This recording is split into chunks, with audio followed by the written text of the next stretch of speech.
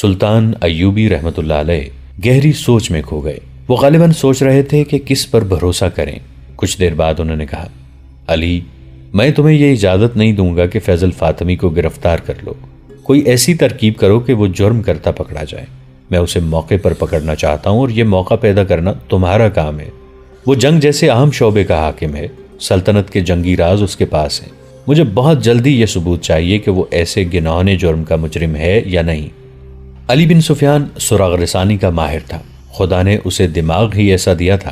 اس نے ایک ترکیب سوچ لی اور سلطان ایوبی سے کہا، لڑکی جن مراحل سے گزر کر آئی ہے ان کی دہشت نے اس کا دماغ معاف کر دیا ہے۔ وہ احمد کمال کے لیے جذباتی ہو گئی ہے کیونکہ اس شخص نے اسے دہشت سے بچایا اور ایسا سلوک کیا کہ لڑکی اس کے بغیر بات ہی نہیں کرتی۔ مجھے امید ہے کہ میں اسی لڑکی کا استعمال کر سکوں گا۔ کوشش کر دیکھو، سلطان ایوبی نے کہا، لیکن یاد رکھو میں واضح ثبوت اور شہادت کے بغیر تمہیں اجازت نہیں دوں گا کہ فیضل فاطمی کو گرفتار کر لو۔ مجھے ابھی تک یقین نہیں آ رہا کہ وہ بھی دشمن کے ہاتھوں میں کھیل رہا ہے۔ علی بن سفیان لڑکی کے پاس گیا اور اسے اپنا مدعا بتایا۔ لڑکی نے کہا، احمد کمال کہے گا تو میں آگ میں بھی کود جاؤں گی۔ احمد کمال نے کہا، جیسے یہ کہتے ہیں ویسے کرو، ان کی بات سمجھ لو۔ اس کا مجھے کیا انعام ملے گا؟ لڑکی نے پوچھا۔ تمہیں پوری حفاظت سے فلسطین کے قلعہ شوبک میں پہنچا دیا جائے گا، علی بن سفیان نے کہا، اور یہاں تمہیں پوری عزت سے رکھا جائے گا۔ نہیں، لڑکی نے کہا، یہ انعام بہت تھوڑا ہے، مجھے منہ مانگا انعام دو۔ میں اسلام قبول کر لوں گی اور احمد کمال میرے ساتھ شادی کر لے گا۔ احمد کمال نے صاف انکار کر دیا۔ علی بن سفیان اسے باہر لے گیا۔ احمد کمال نے کہا کہ یہ بے شک اسلام قبول کر لے، لیکن میں اسے پھر بھی اسلام کا دشمن سمجھوں گا۔ علی بن سفیان نے اسے کہا، ملک اور قوم کی سلامتی کی خاطر تمہیں یہ قربانی دینی ہوگی۔ احمد کمال مان گیا۔ اس نے اندر جا کر لڑکی سے کہا، میں چونکہ تمہیں ابھی تک بے اعتبار لڑکی سمجھ رہا ہوں اس لیے شادی سے انکار کیا ہے۔ اگر تم ثابت کرو کہ تمہارے دل میں میرے مذہب کے لیے قربانی کا جذبہ ہے تو میں تمام عمر تمہارا غلام رہوں گا۔ لڑکی نے علی بن سفیان سے کہا، کہو مجھے کیا کرنا ہے، میں بھی دیکھ لوں گی کہ مسلمان اپنے وعدے کے کتنے پکے ہوتے ہیں۔ میری ایک شرط یہ بھی ہے کہ احمد کمال میرے ساتھ رہے گا۔ علی بن سفیان نے اس کی یہ شرط بھی مان لی اور اپنے ایک اہلکار کو بلا کر احمد کمال اور لڑکی کے لیے رہائش کے انتظام کا حکم دے دیا۔ اس نے دروازہ بند کر لیا اور لڑکی کو احمد کمال کی موجودگی میں بتانے لگا کہ اسے کیا کرنا ہے۔ تیسرے دن علی بن سفیان کے بھیجے ہوئے آدمی حبشیوں کی اس مقدس جگہ پہنچ گئے جہاں سے لڑکیاں بھاگی تھیں اور جہاں رجب حبشیوں کا قیدی تھا۔ یہ 6 آدمی تھے اور سب اونٹوں پر سوار تھے۔ انہوں نے بھیس نہیں بدلا تھا، وہ مصری فوج کے لباس میں تھے۔ ان کے پاس برچیاں، تیر کمان اور تلواریں تھیں۔ انہیں احمد کمال نے لڑکیوں کی رویداد سنا دی تھی۔ اس کے متعلق علی بن سفیان نے انہیں طریقہ کار سمجھا دیا تھا۔ وہ پہاڑی خطے کے اندر گئے جہاں پہاڑوں نے قلعہ بنا رکھا تھا۔ ایک برچھی نہ جانے کہاں سے آئی اور ان کے سامنے زمین میں گڑ گئی۔ اس کا مطلب یہ تھا کہ رک جاؤ، تم گھیرے میں ہو۔ وہ رک گئے۔ حبشی پروہت سامنے آیا۔ اس کے ساتھ 3 حبشی تھے جن کے پاس برچیاں تھیں۔ حبشی نے انہیں خبردار کیا کہ وہ اس کے چھپے ہوئے تیر اندازوں کی زد میں ہیں۔ اگر انہوں نے کوئی غلط حرکت کی تو ان میں سے کوئی بھی زندہ نہیں رہے گا۔ سب نے اپنے ہتھیار حبشیوں کے آگے پھینک دیے اور اونٹوں سے اتر آئے۔ ان کے قائد نے حبشی پروہت سے ہاتھ ملا کر کہا، ہم تمہارے دوست ہیں، محبت لے کے آئے ہیں، تمہاری محبت لے کے جائیں گے۔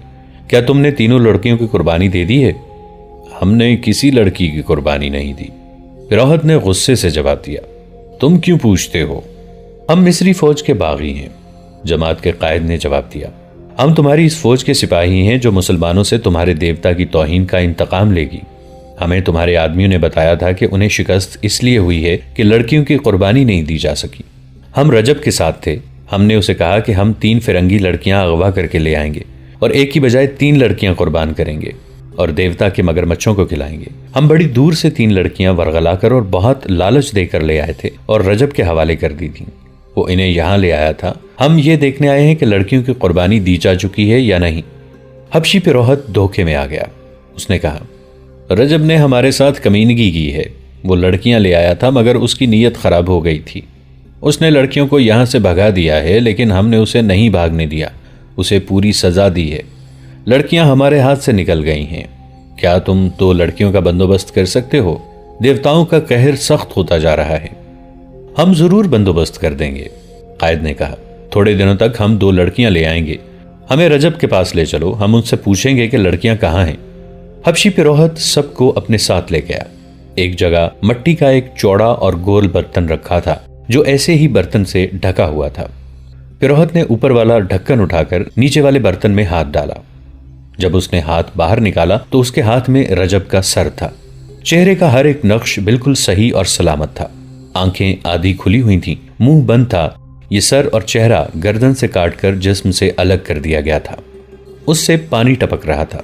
ये कोई दवाई थी जिसमें हबशियों ने सर डाला हुआ था ताकि ये खराब ना हो। पिरोहत ने कहा, इसका जिस्म मगरमच्छों को खिला दिया है। इसके साथियों को हमने जिंदा झील में फेंक दिया था। मगरमच्छ भूखे थे। अगर हमें ये सर दे दो तो हम अपने साथियों को दिखाएंगे, एक ने कहा, और उन्हें बताएंगे कि जो अंगोक के देवता की तौहीन करेगा उसका यही अंजाम होगा। तुम इस शर्त पर ले जा सकते हो कि कल सूरज गुरूब होने से पहले वापस ले आओगे। पिरोहत ने कहा, यह इंगोक के देवता की मलकियत है। अगर वो वापस नहीं लाओगे तो तुम्हारा सर जिस्म से जुदा हो जाएगा। तीसरे रोज रजब का सर सुल्तान सलाहुद्दीन अय्यूबी के कदमों में पड़ा था और सुल्तान अय्यूबी गहरी सोच में खोए हुए थे। उसी रात का वाकया है। अहमद कमाल और लड़की इस मकान के बरामदे में सोए हुए थे जो उन्हें रिहाइश के लिए दिया गया था। इस मकान में रहते हुए उन्हें 6 रोज गुजर गए थे। इस दौरान लड़की अहमद कमाल से कहती रही कि वो फौरन मुसलमान होने को तैयार है और अहमद कमाल इसके साथ शादी कर ले। लेकिन अहमद कमाल यही एक जवाब देता था, पहले फर्ज पूरा करेंगे। लड़की ने 2-3 बार इस खदशे का भी इजहार किया कि उसके साथ धोखा होगा। अहमद कमाल उसे अभी एक हाथ दूर ही रखने की कोशिश कर रहा था। इस दौरान लड़की के दिल से दहशत उतर गई थी और वो अब होशमंदी से सोचने के काबिल हो गई थी। उस रात वो और अहमद कमाल बरामदे में सोए हुए थे। बाहर एक सिपाही पहरे पर खड़ा था। आधी रात से कुछ देर पहले पहरादार मकान के अंदर घूमने के लिए आहिस्ता आहिस्ता चला तो किसी ने पीछे से उसकी गर्दन बाजू में जकड़ ली। फौरन बाद उसके मुंह पर कपड़ा बांध दिया गया। हाथ और पांव भी रस्सियों में जकड़े गए। वो 4 आदमी थे। मकान का दरवाजा अंदर से बंद था। एक आदमी दीवार से पीठ लगाकर खड़ा हो गया, दूसरा उसके कंधों पर चढ़ गया और दीवार फलांग गया। अंदर से उसने दरवाजा खोल दिया। बाकी 3 आदमी भी अंदर चले गए।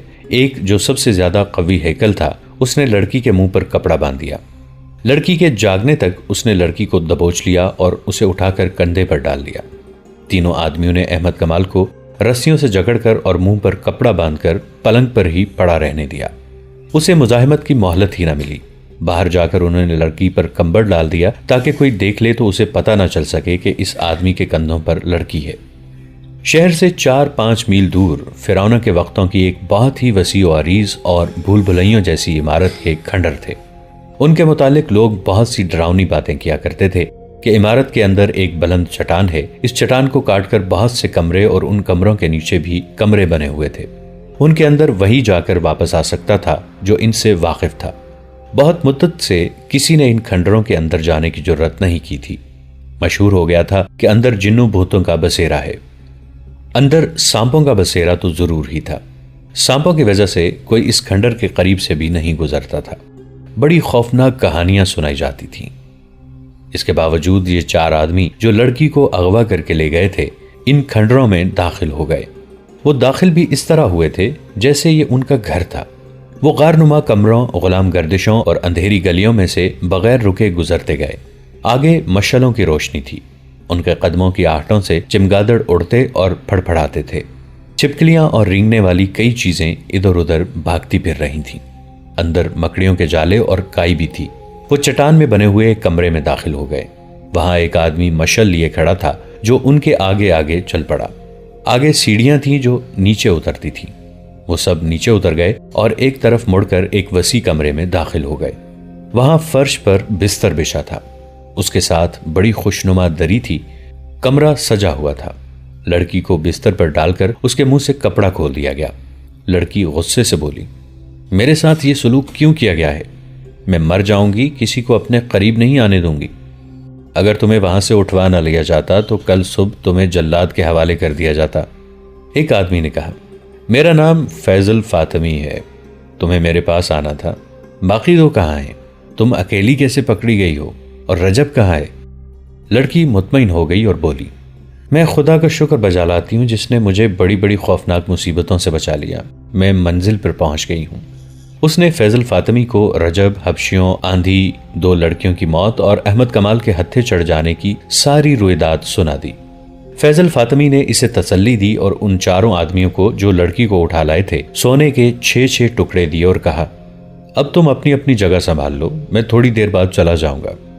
یہ لڑکی 3-4 روز یہیں رہے گی، میں رات کو آیا کروں گا، باہر جب اس کی تلاش ختم ہو جائے گی تو اسے لے جاؤں گا۔ 4 آدمی چلے گئے اور کھنڈر کے چاروں طرف ایسی جگہوں پر بیٹھ گئے جہاں سے باہر نظر رکھی جا سکتی تھی۔ فیضل فاطمی کے ساتھ ایک ہی آدمی رہ گیا تھا جو مصری فوج کا کمانڈر تھا۔ اندر فیضل فاطمی اپنی کامیابی پر بہت خوش تھا اور 2 لڑکیوں کی موت کا غم اسے کھائے جا رہا تھا۔ اسے رجب کے انجام کا ابھی علم نہیں تھا۔ اس نے کہا، رجب کو وہاں سے نکالنا ضروری ہے۔ اس نے علی بن سفیان اور صلاح الدین ایوبی کے قتل کا کچھ انتظام کیا تھا جس کا مجھے ابھی علم نہیں کہ کیا تھا۔ اس نے غالباً فدائیوں سے معاملہ طے کیا ہے۔ یہ دونوں قتل اب بہت ضروری ہو گئے ہیں۔ اب ہمیں کوئی نیا منصوبہ بنانا ہے۔ میں دوسرے ساتھیوں سے بات کر کے تمہیں کل بتاؤں گا۔ ابھی آرام کرو، مجھے واپس جانا ہے۔ صلاح الدین ایوبی کو آپ پر اعتماد ہے؟ لڑکی نے پوچھا۔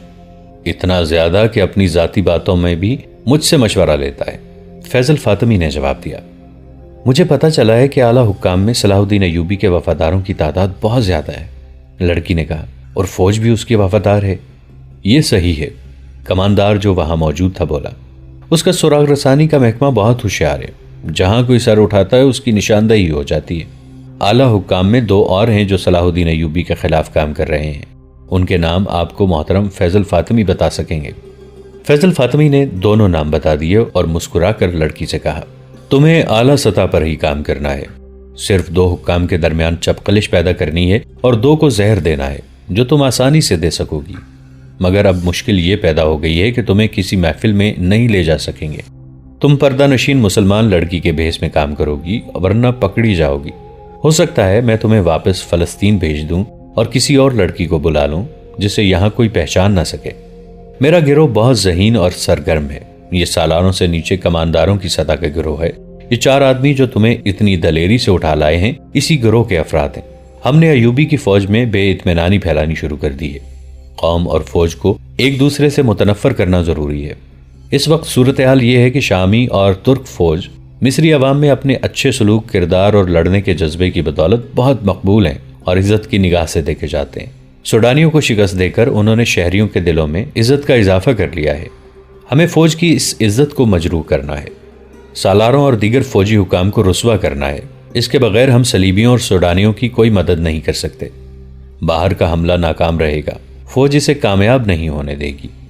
قوم فوج کا ساتھ دے گی۔ اگر اس وقت ایک طرف سے صلیبی اور دوسری طرف سے سوڈانی حملہ کر دیں تو قوم اور فوج مل کر قاہرہ کو ایسا قلعہ بنا دے گی جسے فتح کرنا ناممکن ہوگا۔ قاہرہ کو فتح کرنے کے لیے ہمیں زمین ہموار کرنی ہوگی۔ لوگوں کے ذہنوں میں وہم اور وسوسے اور نوجوانوں کے کردار میں جنس پرستی اور آوارگی پیدا کرنی ہوگی۔ مجھے بتایا گیا تھا کہ یہ کام 2 سال سے ہو رہا ہے، لڑکی نے کہا۔ خاصی کامیابی بھی ہوئی ہے، فیضل فاطمی نے کہا۔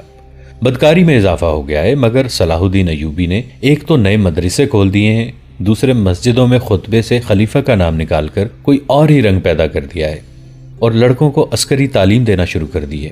بات یہیں تک پہنچی تھی کہ ان 4 آدمیوں میں سے ایک آیا اور فیضل فاطمی سے کہا، ابھی باہر نہ جانا، کچھ گڑبڑ ہے۔ فیضل فاطمی گھبرا گیا، اس آدمی کے ساتھ باہر چلا گیا، ایک اونچی جگہ پر چھپ کر دیکھا۔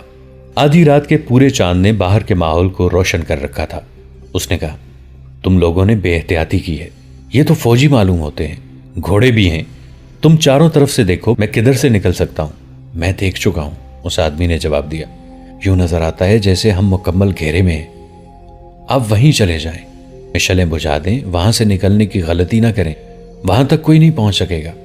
فیضل فاطمی کھنڈروں میں غائب ہو گیا اور یہ آدمی جو پہرا دے رہا تھا بلند جگہ سے اتر کر اندر کو جانے کی بجائے دیواروں کے ساتھ ساتھ چھپتا باہر نکل گیا۔ باہر کا یہ عالم تھا کہ 50 کے قریب پیادہ فوجی تھے اور 20-25 گھوڑوں پر سوار تھے۔ انہوں نے سارے کھنڈر کو گھیرے میں لے لیا تھا۔ یہ پہرا دار ان تک گیا اور ایک فوجی سے پوچھا، علی بن سفیان کہاں ہیں؟ اسے بتایا گیا تو وہ دوڑتا ہوا گیا۔ اس دستے کی کمان علی بن سفیان خود کر رہا تھا، اس کے ساتھ احمد کمال تھا۔ پہرا دار نے انہیں کہا، اندر کوئی ایسا خطرہ نہیں، آپ کے ساتھ 2 آدمی بھی کافی ہیں، میرے ساتھ آئیں۔ یہ پہرہ دار ان 4 آدمیوں میں سے تھا جنہوں نے لڑکی کو اغوا کیا تھا۔ علی بن سفیان نے 2 مشعلیں روشن کرائیں۔ احمد کمال اور 4 عسکریوں کو ساتھ لیا، 2 کے ہاتھوں میں مشعلیں دیں۔ سب نے تلواریں نکال لیں اور اس آدمی کے ساتھ کھنڈر میں داخل ہو گئے۔ انہوں نے دیکھا کہ کوئی آدمی کسی طرف سے آیا اور دوڑتا ہوا اندر کی طرف چلا گیا ہے۔ علی بن سفیان کے رہنما نے کہا، یہ ان کا آدمی ہے، وہ اندر والوں کو خبردار کرنے چلا گیا ہے، اب تیز چلیں۔ وہ سب دوڑ پڑے۔ اگر یہ لوگ رہنما کے بغیر ہوتے تو ان بھول بھلائیوں میں بھٹک جاتے یا ڈر کر وہاں سے بھاگ آتے۔ رہنما کے ساتھ وہ بڑی اچھی رفتار سے جا رہے تھے۔ کسی طرف سے ایک اور آدمی دوڑتا آیا۔ اس کی انہیں یہ آواز سنائی دی، میں ادھر جا رہا ہوں، تیز چلو۔ یہ رہنما کا ساتھی تھا۔ وہ اس چٹانی کمرے میں پہنچ گئے جس سے سیڑھیاں نیچے اترتی تھیں۔ نیچے سے انہیں آوازیں سنائی دیں، ہمارے ساتھ دھوکا ہوا ہے، یہ دونوں ان کے آدمی ہیں۔ پھر تلواریں ٹکرانے کی آوازیں سنائی دیں اور یہ آواز بھی آئی، اسے بھی ختم کر دو، یہ گواہی نہ دے سکے۔ علی بن سفیان اور احمد کمال مشر برداروں کے پیچھے دوڑتے پھلانگتے نیچے اترے۔ اس کمرے میں پہنچے تو وہاں خون بہ رہا تھا۔ لڑکی پیٹ پر دونوں ہاتھ رکھے بیٹھی ہوئی تھی۔ فیضل فاطمی کے ساتھ جو کماندار تھا وہ ایک اور آدمی فیضل فاطمی اور ایک پہرہ دار سے لڑ رہے تھے۔ علی بن سفیان نے فیضل فاطمی کو للکارا۔ فیضل فاطمی نے جب اپنے خلاف بہت سی تلواریں دیکھیں تو اس نے تلوار پھینک دی۔ احمد کمال نے دوڑ کر لڑکی کو سنبھالا۔ اس کا پیٹ چاک ہو چکا تھا۔ احمد کمال نے فرش پر بچھے ہوئے بستر سے چادر اٹھا کر لڑکی کے پیٹ پر کس کر باندھ دی اور علی بن سفیان سے کہا، مجھے اجازت ہو تو اسے باہر لے جاؤں۔ علی بن سفیان نے اسے اجازت دے دی۔ احمد کمال نے لڑکی کو بازوں پر اٹھا لیا۔ وہ سخت تکلیف میں تھی، پھر بھی اس نے مسکرا کر احمد کمال سے کہا، میں نے فرض پورا کر دیا ہے، تمہارے مجرم پکڑوا دیے ہیں۔ فیضل فاطمی اور لڑکی کو اغوا کرنے والے 4 میں سے 2 آدمیوں کو گرفتار کر لیا گیا۔ باقی 2 آدمی اور ایک کماندار جو فیضل فاطمی کے ساتھ تھے علی بن سفیان کے آدمی تھے۔ یہ ایک ڈرامہ تھا جو فیضل فاطمی کو موقع پر گرفتار کرنے کے لیے کھیلا گیا تھا۔ لڑکی نے پورا تعاون کیا لیکن زخمی ہو گئی۔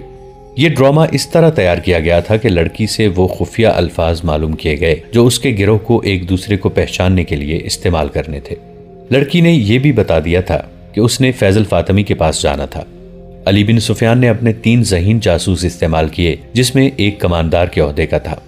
انہیں خفیہ الفاظ بتائے گئے اور کہا کہ وہ فیضل فاطمی تک رسائی حاصل کریں اور اسے بتائیں کہ 3 میں سے ایک لڑکی یہاں آ گئی ہے، لیکن وہ فلاں مکان میں قید ہے جہاں سے اسے نکالا جا سکتا ہے۔ انہیں یہ بھی بتایا گیا کہ وہ فیضل فاطمی کو رجب کا جھوٹا پیغام دیں کہ اس لڑکی کو بچاؤ اور اپنی کارروائیاں تیز کر دو۔ دوستو، آج کے لیے اتنا ہی۔ اسی کہانی کی اگلی قسط کے ساتھ بہت جلد حاضر ہوں گے۔ نیچے کامنٹ سیکشن میں اپنی رائے کا اظہار ضرور کیجیے گا۔ ہمارے اس چینل کو سبسکرائب کر کے نیچے موجود بیل آئیکن کو بھی ضرور کلک کیجیے گا۔ اگلی ملاقات تک کے لیے ہمارا اور آپ کا اللہ نگہبان۔